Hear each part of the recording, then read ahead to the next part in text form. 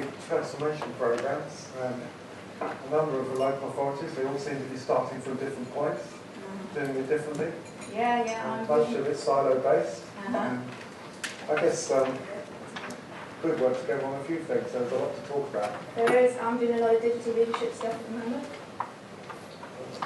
Lots of programs around that. Have you got 2 minutes? Yeah, well, the best conversations are by the water cooler, aren't they? So Excellent. let's see what we can talk about. Please do. What I want to do is I want to ask you a question.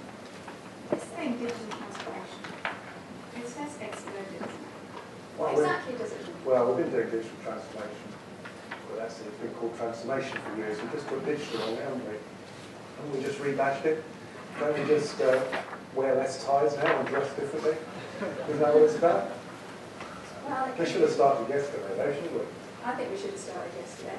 But also there's this duality thing, right, isn't there? There's loads of research out there and we go to these conferences, but it feels as if there's an underbelly of questions that need to be asked and some solutions that need to be presented. What do you think? Well, I think we've got some local government people here today, or those that work in local government, so let's try and make this interactive, shall we? The interactive water cooler moment. Hello everybody. Has everybody got a mobile phone on them? If you haven't, you're at the wrong conference. So what we'd like you to do, please, if you can get your mobile phone out, and if you can please text to the number 0203 322 5822, the text Melross 436. It's not case sensitive. Texts are free. If you do get a bill, can you please make them payable to Socitm? And what you should do in a few moments, once you've sent that text to that number, is you should receive 2 texts in return. And then once you've got those 2 texts, you're live and ready to go for our interactive water cooler moment. Everybody ready?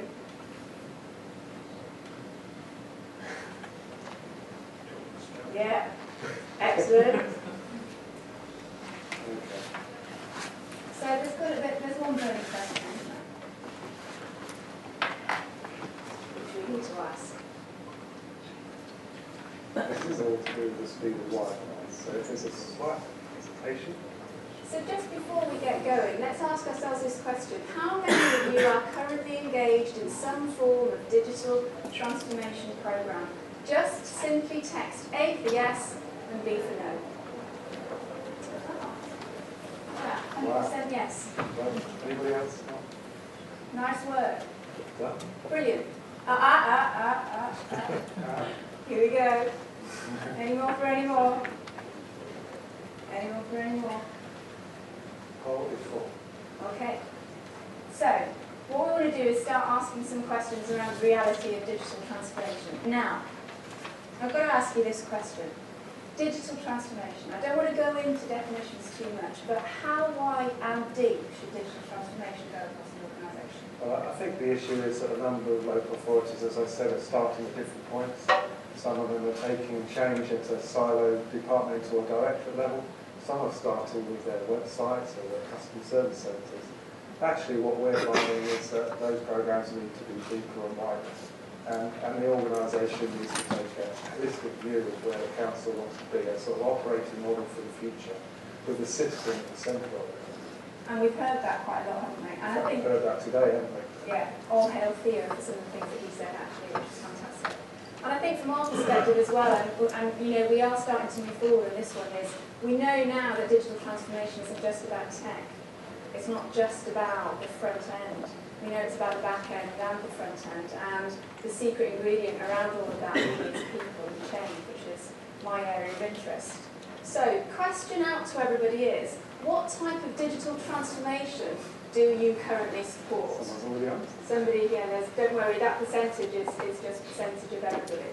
But, so look at these, technology only, are we doing service channel shift only?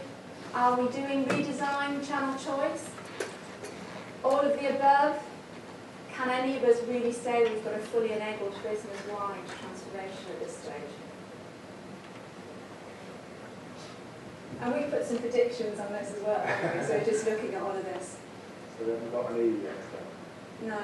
But I think what's really, really good is just to see that times have changed. And in the few years that we've been attending these conferences, you can actually see that maybe 2 or 3 years ago we probably would have had a high percentage there in tech.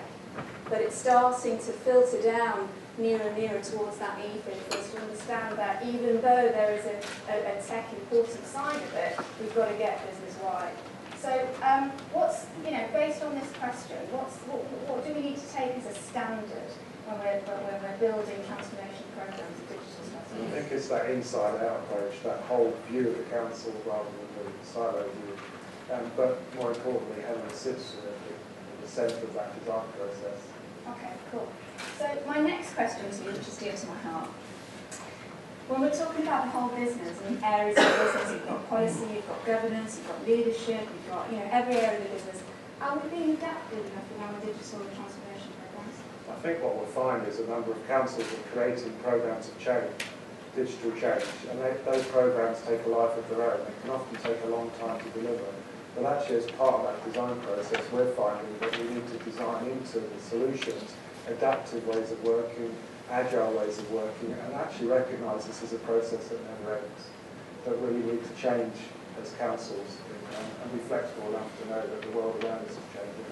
So to think about being adaptive in absolutely every area of the business, from procurement, from governance. No. Absolutely. Okay. So, question to the audience. How adaptive is your business? How able is your business to see change, assess change, and to act upon change? Anonymous, so you can be honest.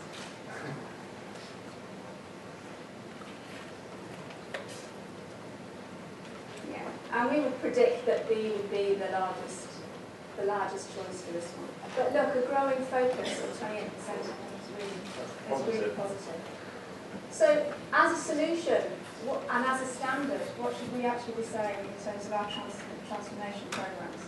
But effectively, that agile and adaptive approach needs to be part of our design principles as we move forward.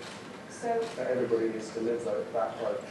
When we're writing digital strategies, when we're building transformation programs, adaptiveness should be one of our standards.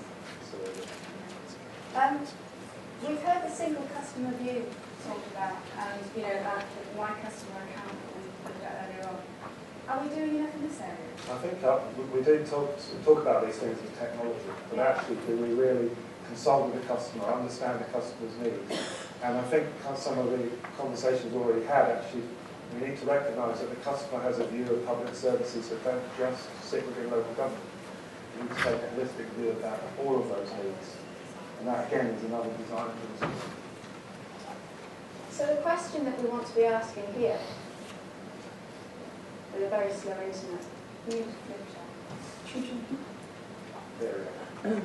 how much of a priority is enabling a single customer view in your current digital strategy or in the current transformation program? How much of a priority is it, an active priority?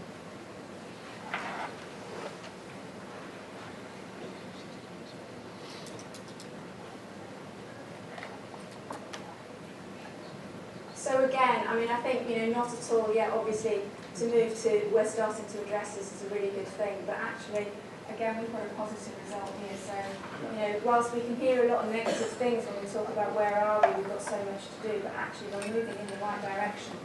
And as a solution, talking about this single customer view, what would you say? I think it's important here, actually, that we recognise that we have different types of customers, different audiences, different stakeholders. So actually, mapping that single view applies as much to businesses within a particular locality as it does to customers and other stakeholders.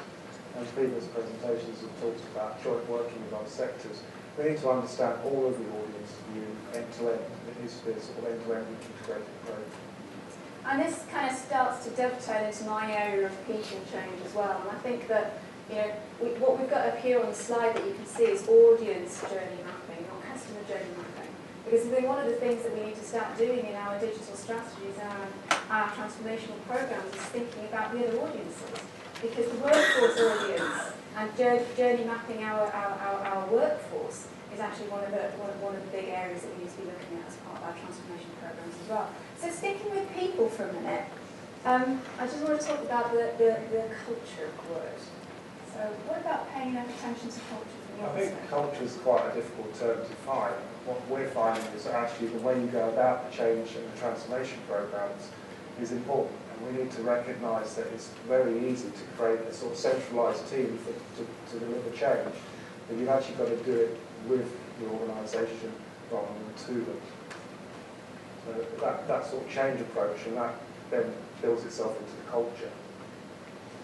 And when we say culture, really we're talking about people's beliefs, their mindset, Yes, their exactly. behaviours. Yeah. So what percentage of focus do you currently place on culture within your transformation or digital strategy?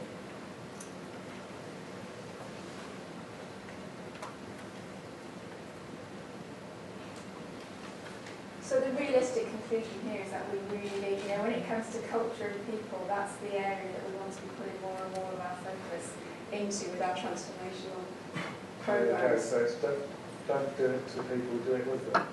Voice and visibility, being open, being honest, consulting in the right way. Exactly. And I think one of the things that we've discovered as well is it's very easy for you to put an elite program or project team together that kind of do the transformation to the council or to the customer, as opposed to actually bringing everybody on board on the journey, isn't it? So we're talking a wee bit about the workforce here, we're hinting at it. How important is digital skills? And actually, what does digital skills mean when you're doing transformation? Well, I think sometimes we find that our customers wrongly define digital skills as the IT skills required, but it's actually the digital capability of every person in the organisation, from the leader of the council, the members, to the leadership team, right the way through to operatives that are doing the job on the ground. How digitally savvy are people? How connected are people? How does everybody understand the technology that's going to be an enabler to new ways of working? And there needs to be some understanding of your starting point. So that's a hint to the next question out to the audience.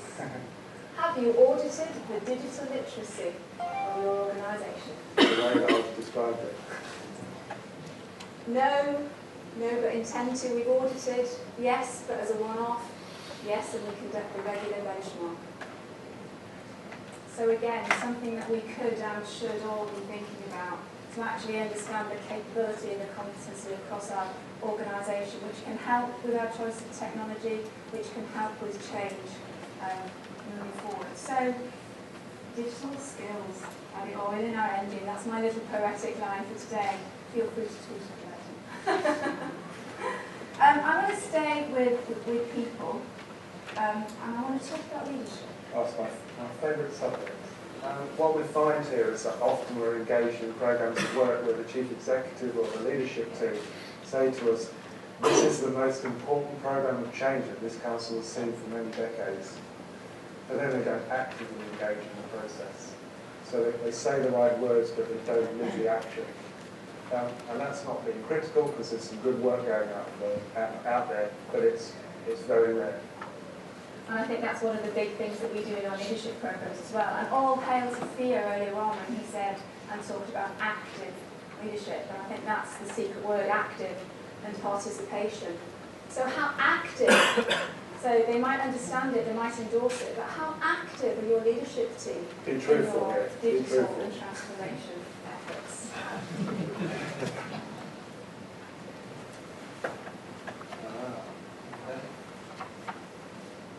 So yes, again, we've got 4% on D. A lot of room for improvement. And it's quite interesting, hey, because that thing about digital skills and this piece here, these are the key enablers for transformation really to work. So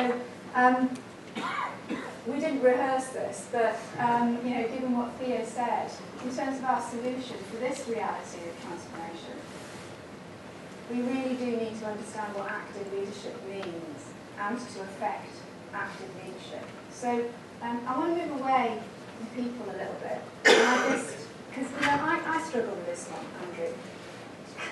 Our digital strategies, at the end of the day, are they more about programs of transformation?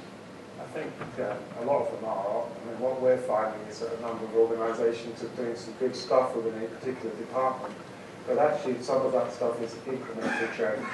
It's tweaking around the processes. implementing a little bit of technology. Very little of it is transformational. Looking again at the sort of models that can be delivered. Again, we've seen some good examples of good stuff that is going on today, but we need to get people thinking about transformation, not incremental change. So it's a little bit about understanding what that really means, isn't it? So, slow internet and led mail while you're waiting. Really, what we want to ask you now is, how much does your organisation, not just the leadership, but generally, how do they understand the difference between change and transformation?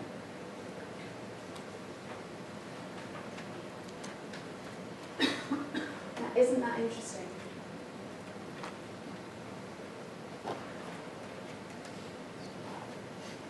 We've got some work to do here then.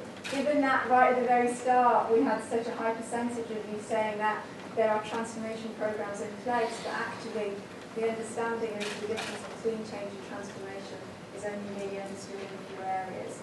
So in terms of the reality water cooler moment of change and transformation, this is really what we're talking about, isn't it? Yeah, it's change, the continuous transformation and required, but ultimately we've done a lot of top slicing in local government level, but it's now to look at more innovative models for the whole council and for the partnerships within the public sector. My next question, are we cracking the data agenda? I think we've heard quite a lot today about data, and I see data at the heart of everything we design, and data needs to be, and that holistic view of the citizen's data needs to be a design principle at the heart of everything we're doing within transformation, whether it be at a process level or at a technology level. We need to understand what data and knowledge is required to support the services that our citizens need. So what's the difference between good data and bad data? What term would you use for good data? What is it?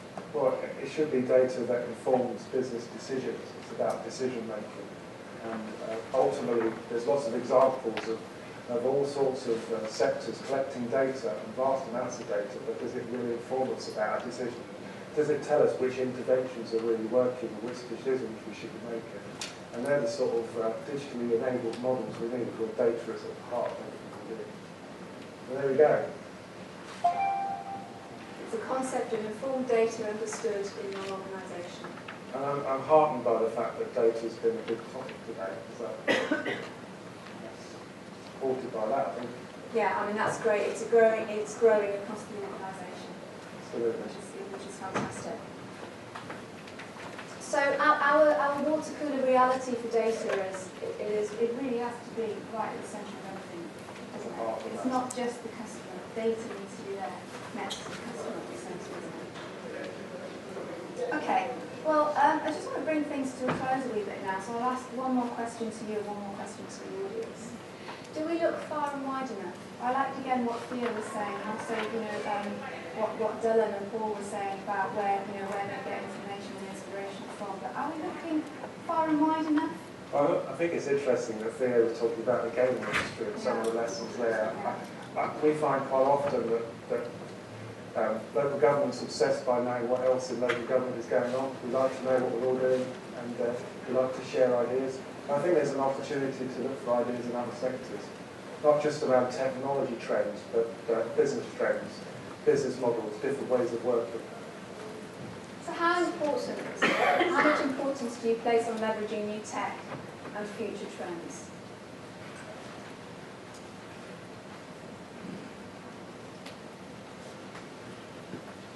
Now I think this is a really interesting, becoming a wider consideration of the business. So again, we're actually moving in the right direction, aren't we? Water cooler moment for this last question? So it's agnostic to sector, agnostic in a number of ways. Digital, we should be looking at examples from everywhere. Exactly. And I think one of the things that we talk about, especially in our leadership programs, so digital leadership programs, is having a lens that looks outward as well as forward.